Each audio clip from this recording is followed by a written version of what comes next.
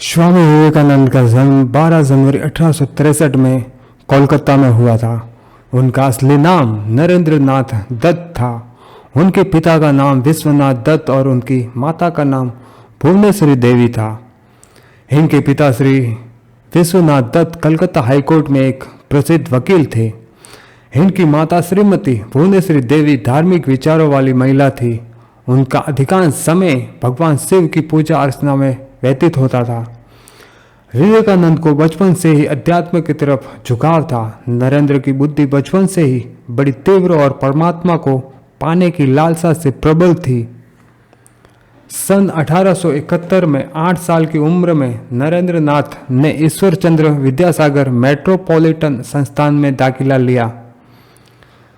1877 में उनका परिवार रायपुर चला गया और 1879 में कलकत्ता में अपने परिवार की वापसी के बाद वह एकमात्र छात्र थे जिन्होंने प्रेसिडेंसी कॉलेज प्रवेश परीक्षा में प्रथम डिवीजन अंक प्राप्त किया।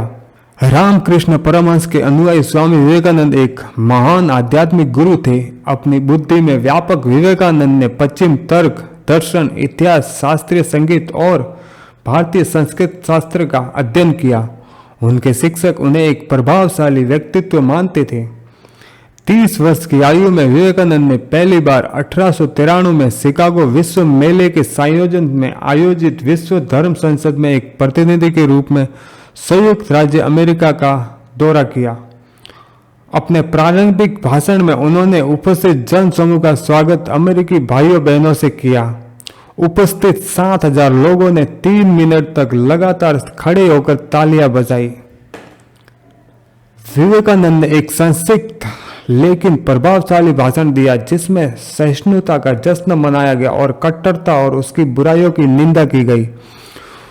स्वामी विवेकानंद ने कहा, मुझे ऐसे धर्म से होने पर गर्व है जिसने दुनिया को सहिष्णुता और सार्वभौमिक स्वीकृति दोनों सिखाई है। हम न केवल सार्वभौमिक सहिष्णुता में विश्वास करते हैं बल्कि हम इसे स्वीकार भी करते हैं और हम सभी धर्म सच्चे हैं ये स्वीकार करते हैं।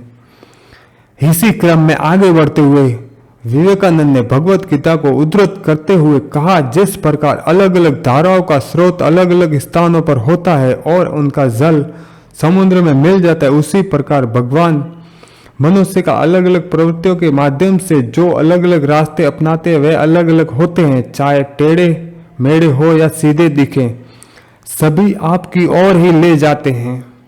अपनी नारंगी पगड़ी में लिपटे विवेकानंद ने संसद के सितारे बन गए। न्यूयॉर्क हेराल्ड ने लिखा, विवेकानंद निसंदेह धर्म संसद में सबसे महान व्यक्ति हैं।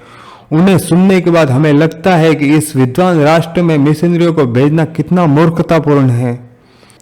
स्वामी विवेकानंद ने अपने जीवन काल में महान ग्रंथ कर्मयोग, राजयोग तथा ज्ञान योग की रचना करके युवा जगत को एक नई राह दिखाई जिसका प्रभाव जनमानस पर युगों युगों तक छाया रहेगा। कन्याकुमारी में निर्मित उनका स्मारक आज भी उनकी महानता की कहानी को कह रहा है।